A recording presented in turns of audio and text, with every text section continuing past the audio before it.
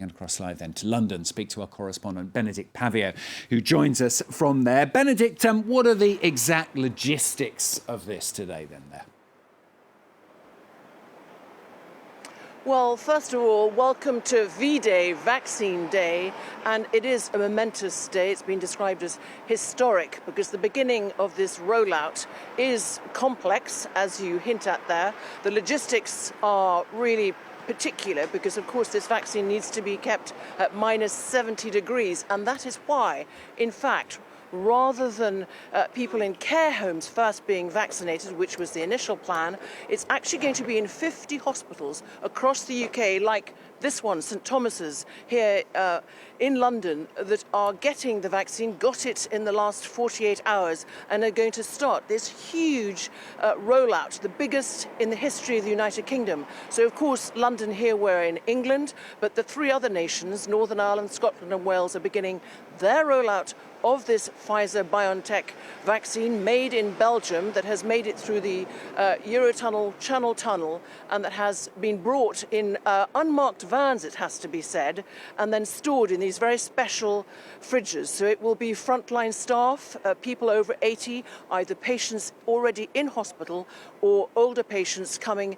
into hospital just, for example, for the day, who will get the first doses, 800,000 doses for 400,000 people.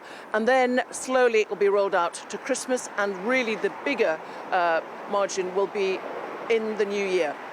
And Bénédicte, in fact, the images that we were seeing right at the beginning when you were talking there were live images of people as they went in to be given the vaccine for the first time. And of course, seeing those live images, I mean, let's be honest here, the whole world is watching, really, isn't it?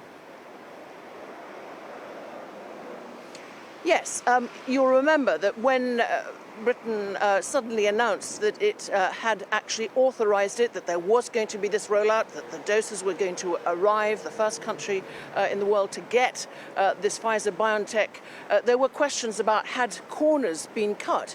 And it was very clear immediately from the top scientists and medics here who advised the government that they absolutely said this was not the case. So there is huge anticipation, many people who are very eager to get it, because, of course, we have so far over 61,000 people who have died in the United Kingdom from Covid-19. That's after 28 days after testing positive. We have thousands of infections every day across the United Kingdom.